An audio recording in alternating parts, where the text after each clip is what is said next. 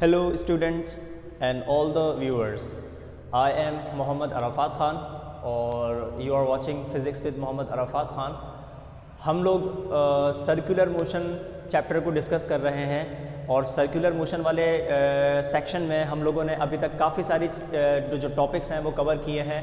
हम लोगों ने एंगुलर डिस्प्लेसमेंट को कवर कर लिया, हम लोगों ने एंगुलर वेलोसिटी को कवर कर लिया, हम लोगों ने एंगुलर एक्सेलरेशन को कवर कर लिया. Then we have covered recently जो मेरी लास्ट वीडियो थी उसके अंदर हम लोगों ने सेंट्रीपिटल एक्सेलरेशन को कवर कर लिया. और सेंट्रीपिटल एक्सेलरेशन को पढ़ने के बाद ऑब्वियसली बात है जो हमारा नेक्स्ट टॉपिक होना चाहिए था वो कौन सा टॉपिक है? Centripetal force.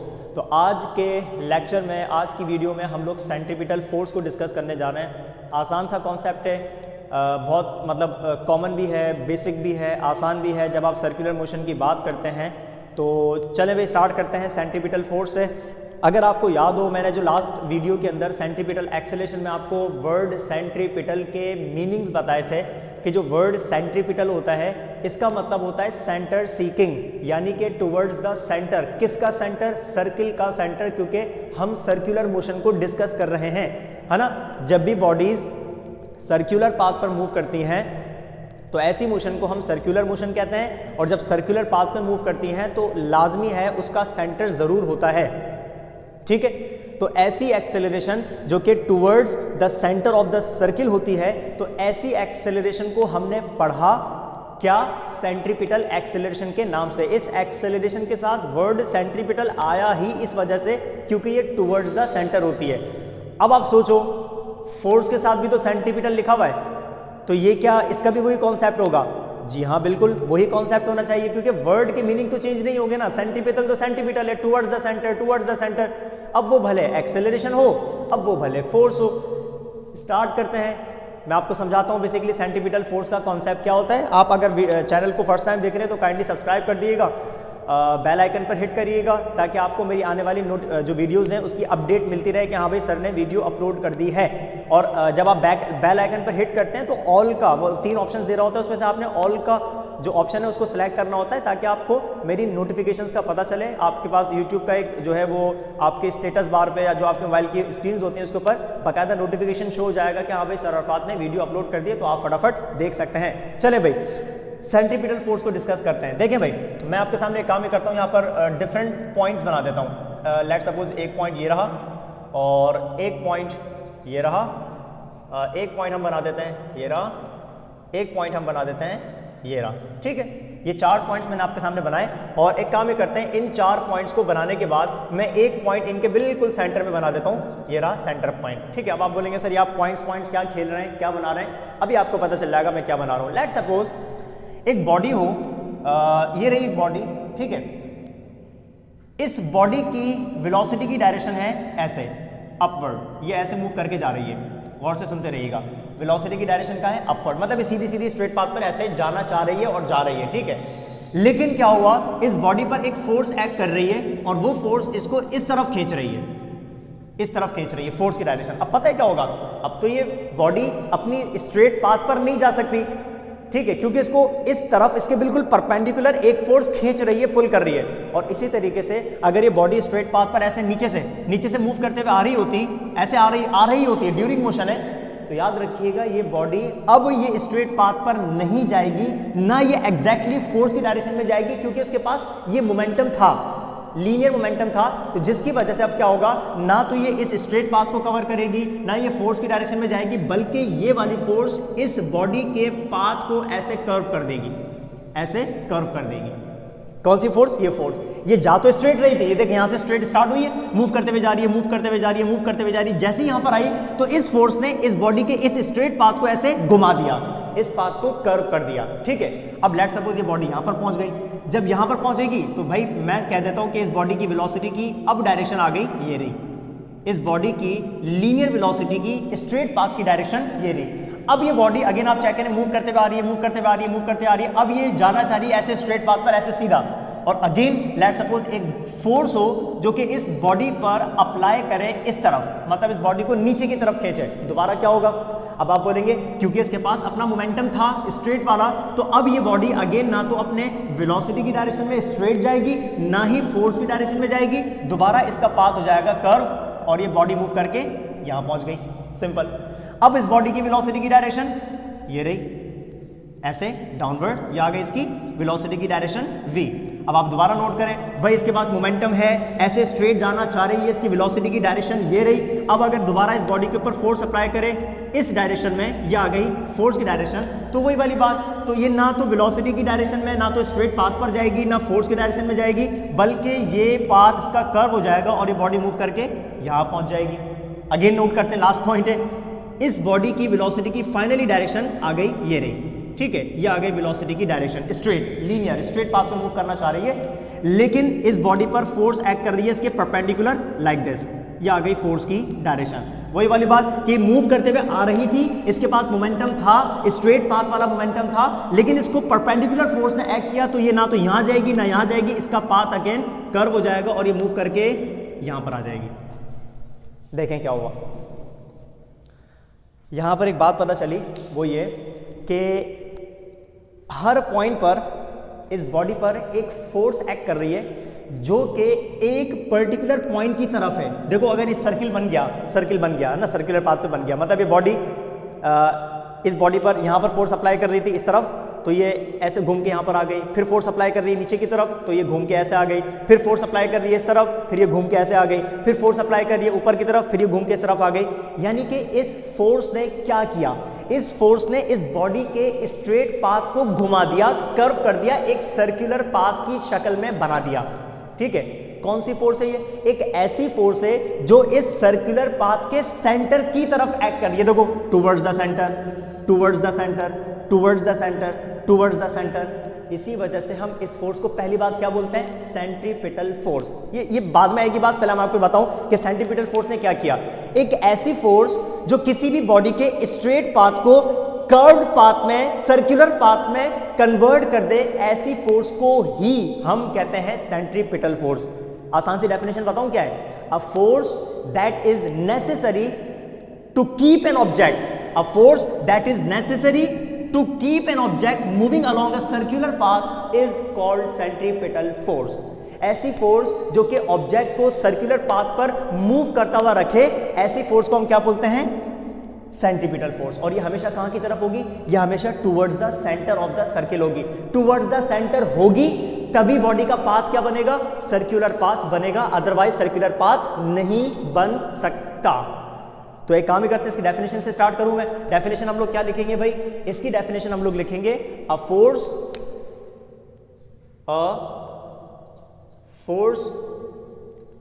That is necessary to keep an object,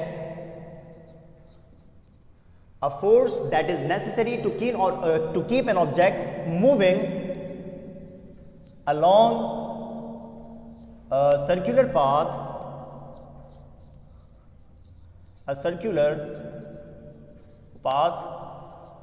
is called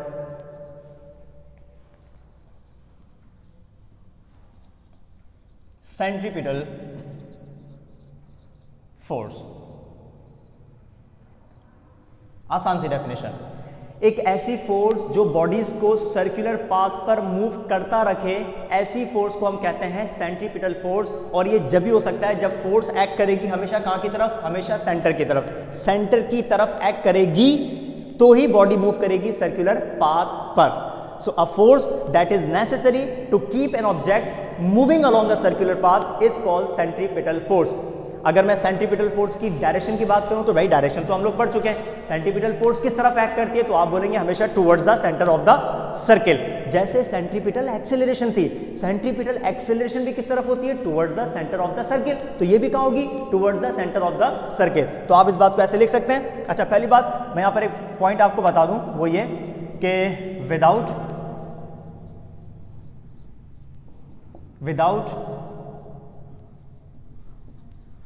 centripetal force circular motion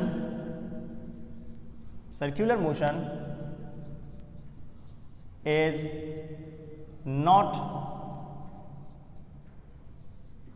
possible. One of the most important point, अगर सेंट्रीपिटल फोर्स नहीं हो, कोई भी बॉडी सर्कुलर पाथ पर मूव नहीं कर सकती। ये बात अपने जहनों में बिठा लो, फिक्स कर लो। सेंट्रीपिटल फोर्स है तो ही सर्कुलर मोशन है, सेंट्रीपिटल फोर्स नहीं है तो सर्कुलर मोशन नहीं हो सकती। देखो साफ साफ लिख दिया मैंने, without centripetal force circular motion is not possible, नहीं हो सकती। सर्कुलर मोशन का कॉन्सेप्ट ही पैदा नहीं हो सकता जब तक कौन सी फोर्स नहीं है, सेंट्रीपिटल फोर्स नहीं है। ठीक है, अब हम बात करते हैं इसकी डायरेक्शन की। तो भाई डायरेक्शन के बारे में आप क्या लिखेंगे? Direction of centripetal force, direction of centripetal force. हाँ भाई, मुझे लगता है आप लोग बता चुके होंगे अपने अपने दिनों में, अभी तक मतलब चुके होंगे कि हाँ भाई सेंट्रीपिटल फोर्स की डायरेक्शन किस तरफ होती है। तो क्योंकि वर्ड सेंट्रीपिटल आ रहा है तो ये हमेशा कहाँ की तरफ होती है? Towards the centre. तो centripetal force is always directed towards the centre. Centripetal force is always directed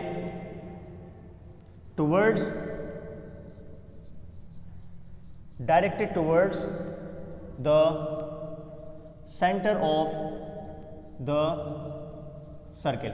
ये तो आ गई इसकी डायरेक्शन की बात। और आपको पता है सेंट्रीपिटल फोर्स एक फोर्स है, force is a vector quantity. Vector quantity के पास दो चीजें होती हैं, उसकी डायरेक्शन होती है, उसका मैग्नीट्यूड होता है। तो आपने डायरेक्शन तो बता दी कि सेंट्रीपिटल फोर्स की डायरेक्शन किस तरफ होती है, हमेशा towards the centre of the circle होती है। रह गया इसका मैग्नीट्यूड। तो एक काम ही करते हैं, अब हम इसके मैग्नीट्यूड को कैलकुलेट करने के लिए फॉर्मूला होता है, उस फॉर्मूले की तरफ चलते हैं। तो मैं काम ही करता हूं, मैं यहां से इस डायग्राम को रब कर देता हूं क्योंकि आपको ये बात समझ आ गई। इस डायग्राम को हम दोबारा बना लेते हैं प्रॉपर तरीके से ताकि डायग्राम बनी रहे। भाई ये था सर्कुलर पाथ, ठीक है। ये आ गया सर्किल, सेंटर सर्किल का सेंटर एक बॉडी है जो कि ये रही, इसकी वेलोसिटी की डायरेक्शन अपवर्ड, ये वेलोसिटी की डायरेक्शन आ गई, ठीक है। तो इस पर जो एक्ट करेगी सेंट्रीपिटल फोर्स वो कहां करेगी? Towards the centre of the circle. FC for centripetal force. Okay, ये बॉडी मूव कर रही है यहां पर, लेट्स सपोज यहां पर है, इसकी वेलोसिटी की direction tangent to the circle, linear velocity. तो इस पर जो फोर्स एक्ट करेगी वो कहां की तरफ करेगी? Towards the centre of the circle यानी कि FC। ये बॉडी मूव करके यहां पर आ गई, इसकी वेलोसिटी की direction tangent to the circle, linear velocity. इस पर फोर्स एक्ट करेगी कहां पर? Towards the centre of the circle. ये बॉडी मूव करके यहां पर आ गई, ठीक है। इसकी टेंजेंशियल यानी कि लीनियर वेलोसिटी की डायरेक्शन राइटवर्ड, इस पर फोर्स एक्ट करेगी towards the centre of the circle, ठीक है। ये तो आ गई इसकी डायरेक्शन की बात। तो centripetal force is always directed towards the centre of the circle. करते हैं इसके मैग्नीट्यूड की बात कि इसका मैग्नीट्यूड को हम किस तरीके से कैलकुलेट कर सकते हैं। So magnitude of centripetal force,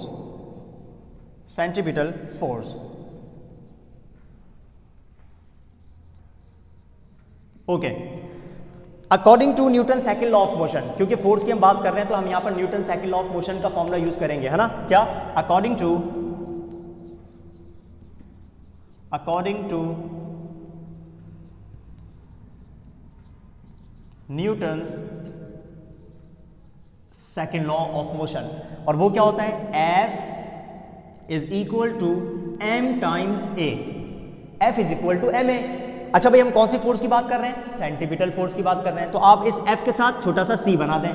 centripetal force की वजह से कौन सी एक्सेलरेशन होगी? जो इससे पहले मैंने आपको पढ़ाई, कौन सी एक्सेलरेशन? Centripetal acceleration. तो आप इस a के साथ c बना दें। तो सेंट्रीपिटल फोर्स प्रोड्यूस करती है सेंट्रीपिटल एक्सेलरेशन को, समझ रहे हैं। तो अब आप ये चेक करें, जिस डायरेक्शन में सेंट्रीपिटल फोर्स होती है उसी डायरेक्शन में सेंट्रीपिटल एक्सेलरेशन होती है। जिस डायरेक्शन में फोर्स उसी डायरेक्शन में एक्सेलरेशन, जिस डायरेक्शन में फोर्स उसी डायरेक्शन में एक्सेलरेशन, जिस डायरेक्शन में फोर्स उसी डायरेक्शन में एक्सेलरेशन। यानी कि सेंट्रीपिटल फोर्स हो या सेंट्रीपिटल एक्सेलरेशन हो, ये हमेशा directed towards the centre of the circle होते हैं। तो भाई FC is equal to MAC। अब एक काम ही करते हैं, हमें यहां पर एक एक करके सेंट्रीपिटल एक्सेलरेशन के फॉर्मूला पुट करना है। याद करें, मैंने आप लोगों को इससे पहले वीडियो के अंदर सेंट्रीपिटल एक्सेलरेशन के 3 फॉर्मूला पढ़ाए थे ना। याद करिएगा। उन 3 फॉर्मूला में से सबसे पहला फॉर्मूला कौन सा था? ये देखो, सबसे पहला फॉर्मूला मैंने आपको बताया था v²/r। बताया नहीं था, डिराइव करवाया था, डिटेल के अंदर एक्सप्लेन करवाया था कि ये फॉर्मूला बनता कैसे है, समझ रहे हैं? तो सेंट्रीपिटल एक्सेलरेशन का पहला फॉर्मूला ये बना था। दूसरा फॉर्मूला मैंने आप लोगों को ड्राइव करवाया था r⍵², और तीसरा फॉर्मूला हम लोगों ने जो ड्राइव किया था दैट वाज 4π²r/t²। अब हमें पता है क्या करना है। इसी तरीके से सेंट्रीपिटल फोर्स के हमारे पास 3 फॉर्मूला बनेंगे। इस AC की जगह पे एक एक करके हमें वो 3 फॉर्मूला पुट करना है। पुट करें। सबसे पहले क्या करूंगा, इस AC की जगह पे पहला वाला फॉर्मूला पुट करेंगे। तो मैं यहां पर बता देता हूं, हियर हम इस बात को यहां पर लिख देते हैं। पहले कैसे लिख देते हैं? हियर भाई हमें पता है कि AC का फॉर्मूला क्या होता है, v²/r। So the above equation becomes, तो भाई अबव इक्वेशन मतलब ये वाली इक्वेशन क्या बन जाएगी, आप AC की जगह पे जब फॉर्मूला पुट करेंगे तो ये बनेगा FC इज इक्वल टू, हाँ भाई M तो सेम रहेगा, M तो सेम रहेगा, सिर्फ इस AC की जगह पे क्या आ जाएगा, v²/r, v²/r। ये बन गया सेंट्रीपिटल फोर्स का पहला फॉर्मूला। समझ रहे हैं? हम एक काम ही करते हैं, इस वाली इक्वेशन को पुट कर कह देते हैं इक्वेशन नंबर 1 है, क्योंकि हमने इसी इक्वेशन के अंदर एक एक करके सारे फॉर्मूला पुट करना है। तो एक फॉर्मूला पुट किया ये वाला, तो आपको फोर्स का पहला फॉर्मूला मिल गया mv²/r। चलते हैं दूसरे फॉर्मूले की तरफ। Okay okay, now put AC is equal to, अब कौन सा formula, r⍵²। AC is equal to r⍵² in equation number 1। चले भाई अब हम पुट करते हैं AC का दूसरा फॉर्मूला। इस AC की जगह पे देखें FC is equal to, M same रहेगा, AC की जगह पे क्या आ जाएगा, r⍵²। तो देखिए r⍵², ये बन गया सेंट्रीपिटल फोर्स का दूसरा फॉर्मूला।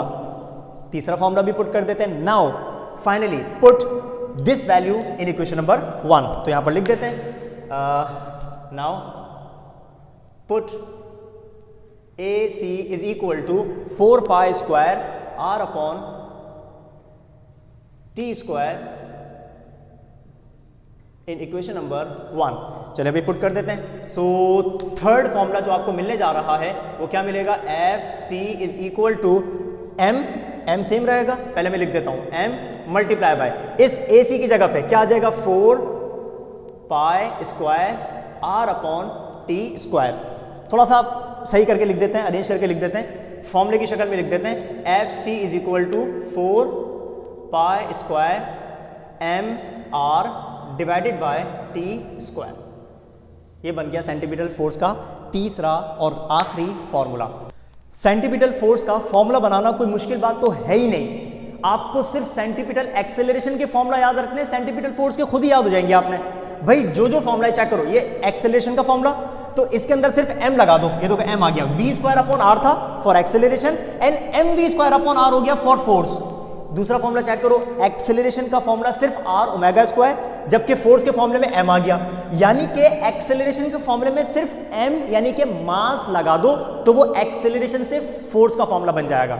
इसका मतलब आपको अब 6 फॉर्मूला याद नहीं करना है कि सर हमें सेंट्रीपिटल एक्सेलरेशन के अलग से फॉर्मूला याद करना है और हमें सेंट्रीपिटल फोर्स के अलग से फॉर्मूला याद करने, नहीं, आपने सिर्फ ये 3 फॉर्मूला याद करने, आपको ऑटोमेटिकली सेंट्रीपिटल फोर्स के तीनों फॉर्मूला याद हो जाएंगे। आपको सिर्फ और सिर्फ फॉर्मूले के अंदर m पुट करना है बस। So according to Newton second law of motion आपने सेंट्रीपिटल फोर्स के तीनों फॉर्मूला यहां पर बना दिए हैं।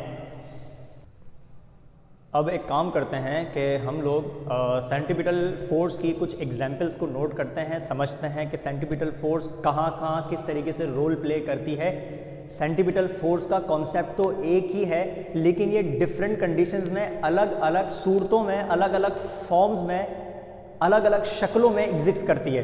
ठीक है, तो अब अलग अलग कंडीशंस में कुछ मैं आपको बता देता हूँ कि कहाँ पर सेंट्रीपिटल फोर्स क्या रोल प्ले करती है। ठीक है, तो let's have a look on some examples of centripetal force. तो यहाँ पर मैं लिख देता हूँ एग्जाम्पल्स ऑफ सेंट्रीपिटल फोर्स। ठीक है ना, एग्जाम्पल्स को डिस्कस करते हैं। अच्छा, एग्जाम्पल्स में से लेट सपोज मैं आपको सबसे पहले कहाँ से स्टार्ट करता हूँ, हाँ चलें स्टार्ट करते हैं एटम्स के साथ।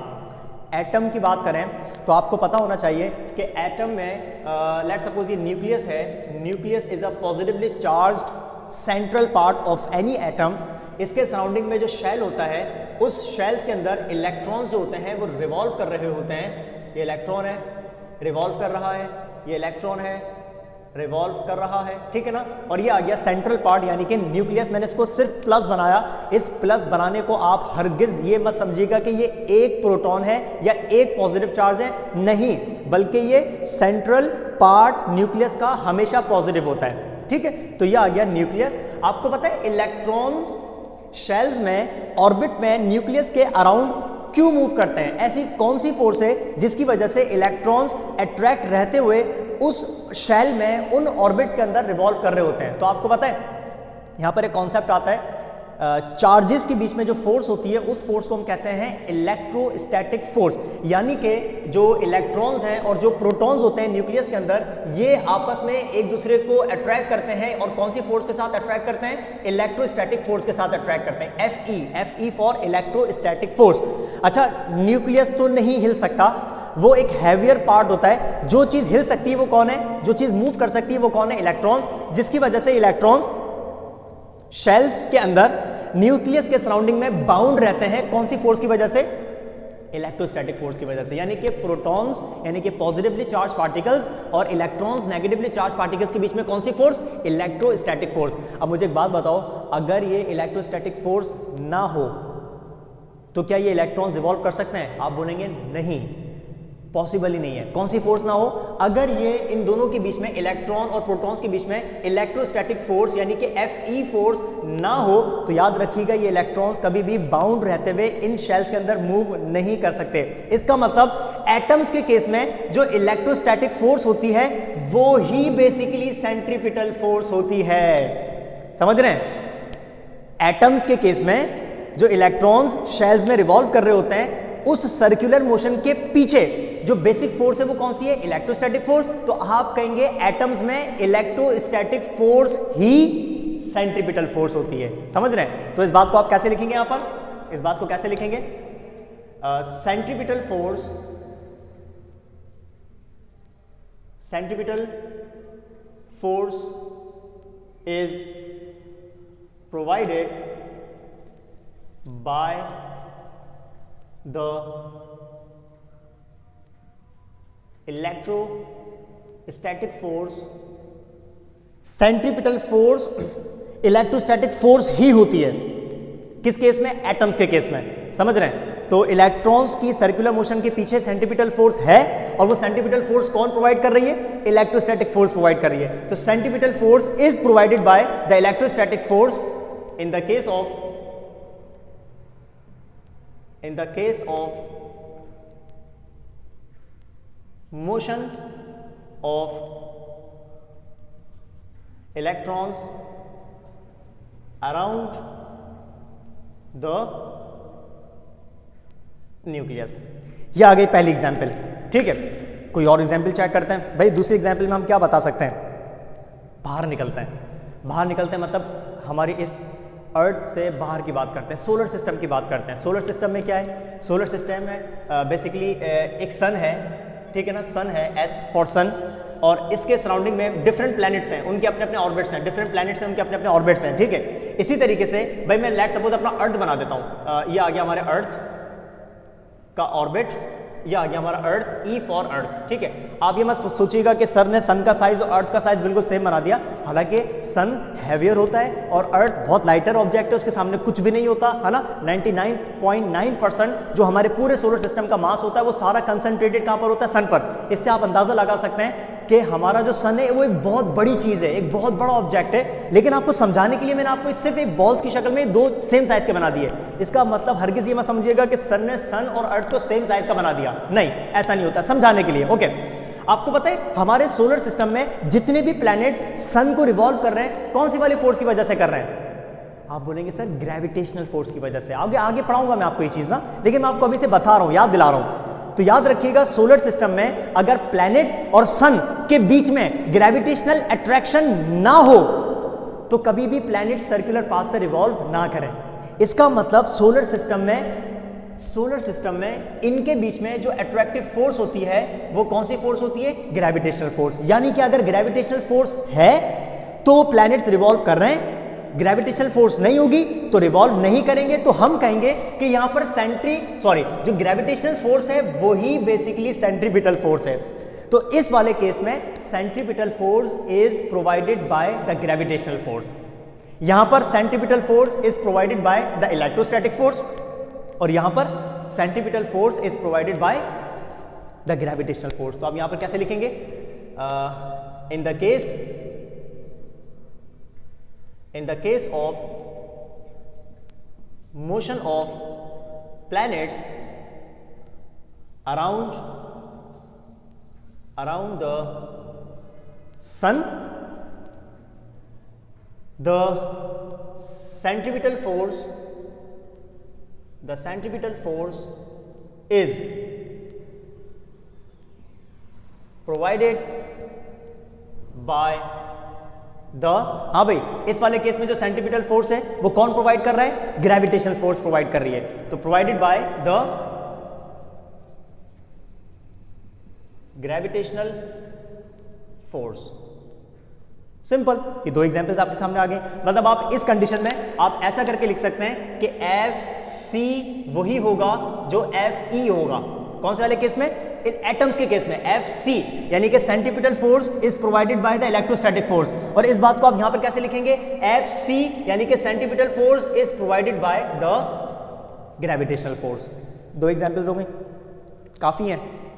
या आपको एक एग्जाम्पल और दे देता हूं, जगह खाली पड़ी हुई है, इसके मुताबिक आपको एक एग्जाम्पल मैं आपको और बता देता हूं। ओके, एग्जाम्पल्स बहुत हैं, बहुत सारे एग्जाम्पल्स हैं।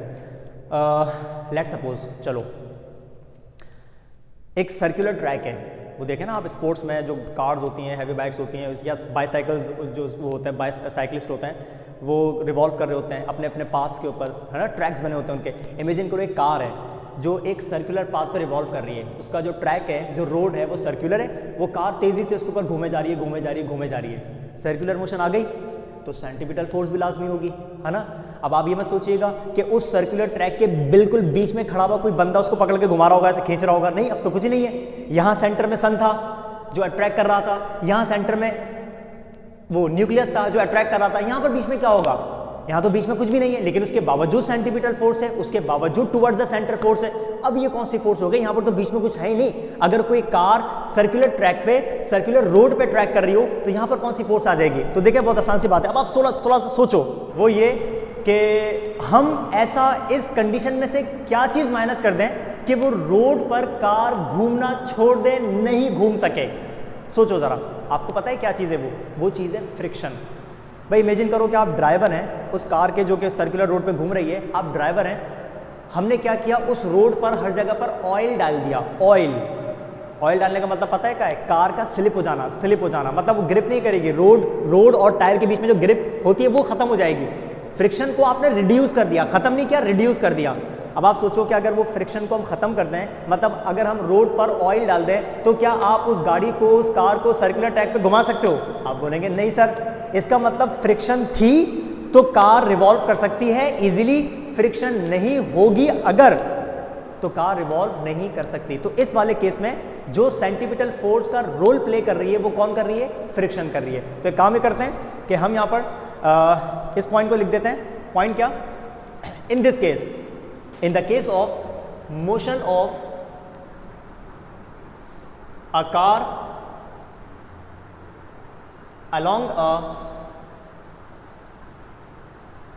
circular track, in the case of motion of a car along a circular track, centripetal force is provided by, हाँ भाई आप लोग क्या बताते हैं अगर मेरी फिजिकल क्लासेस में होते तो क्या बोलते हैं? प्रोवाइडेड बाय द, कौन सी फोर्स बताई मैंने आपको? Frictional force. Provided by the frictional force. तो इस चीज को आप मैथमेटिकली कैसे लिखेंगे? इस चीज को आप लिखेंगे कि centripetal force is provided by the friction force. Simple, ये एग्जांपल्स आ गई। डिफरेंट कंडीशन में है सेंट्रीपिटल फोर्स ही, लेकिन हर कंडीशन में centripetal force is provided by some other force. तो इस वाली कंडीशन में इलेक्ट्रोस्टैटिक फोर्स ही सेंट्रीपिटल फोर्स है, इस वाली कंडीशन में ग्रेविटेशनल फोर्स ही सेंट्रीपिटल फोर्स है, और इस वाली कंडीशन में फ्रिक्शनल फोर्स ही सेंट्रीपिटल फोर्स है। समझ रहे हैं? कॉन्सेप्ट वही रहा, centripetal force towards the centre of the circle, लेकिन हर कंडीशन में it is provided by some another force. तो भाई ये थी कहानी सेंट्रीपिटल फोर्स की, बहुत आसान है। आपने इसका कॉन्सेप्ट पढ़ा, होता क्या है, किस तरफ होती है, कैसे कैलकुलेट कर सकते हैं, इसका मैग्नीट्यूड कैलकुलेट करने के लिए आपने 4 फॉर्मूला बनाए। उसके बाद आपने इसकी कुछ इंपॉर्टेंट एग्जांपल्स देखी कि आप इस सेंट्रीपिटल फोर्स को कहाँ अप्लाई कर सकते हैं। अब एक काम करते हैं, इसी सेंट्रीपिटल फोर्स से रिलेटेड एक और फोर्स को डिस्कस करते हैं, जो कि मैंने यहाँ पर टाइटल में बताया हुआ भी है। वो क्या? Centrifugal force. देखें, 2 फोर्सेस एक्ट करती हैं एक ही वक्त में उस बॉडी पर।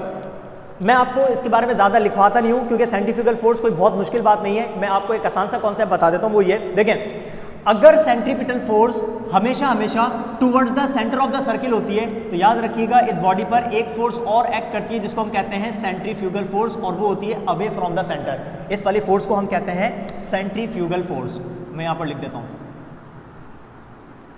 Centrifugal force.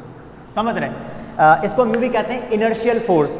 समझ रहे हैं? इनर्शियल फोर्स यानी कि इसको बॉडी पर जो फोर्स अप्लाई कर रही है वो खींच इसको स्थिर रही है, लेकिन बॉडी का इनर्शिया हमेशा ओपोज करता है। तो ओपोजिंग जो फोर्स होगी, मतलब सेंट्रीपिटल फोर्स की जो ओपोजिंग फोर्स होगी, उसी फोर्स को हम क्या बोलते हैं? Centrifugal force. तो एक फोर्स हमेशा सर्किल के टुवर्ड्स द सेंटर होती है, और एक फोर्स हमेशा सर्किल के सेंटर के अवे होती है। तो सेंट्रीपिटल फोर्स के ओपोजिट फोर्स को हम कहते हैं centrifugal force. It is basically the inertial force, body की ओपोजिशन।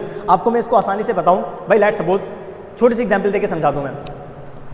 आप एक कार में बैठे हुए, बैक साइड पर बैठे हुए, बैक सीट पर बैठे हुए, कार का ड्राइवर कार को चला रहा है, सीधी स्मूथ गाड़ी चला रहा था। उसने देखा कि आगे राउंड अबाउट है, टर्न है, उसने सीधा हाथ पे गाड़ी मोड़नी है, उसने राइट टर्न लेना है, ठीक है। उसने क्या किया, स्पीड तेज़ी है, और उसने क्या किया कि अचानक से राइट टर्न लिया। जब आप अचानक से राइट टर्न लेते हो, अच्छा कार तो ऐसे घूमेगी, ठीक है। ऐसे घूमने का मतलब ये सर्किल ऐसे बन रहा है, ये देखो ऐसे सर्किल बन रहा है, और जब ये ऐसे सर्किल बनेगा तो आपके जो सेंटर बनेगा सर्किल का वो इस तरफ कहीं होगा।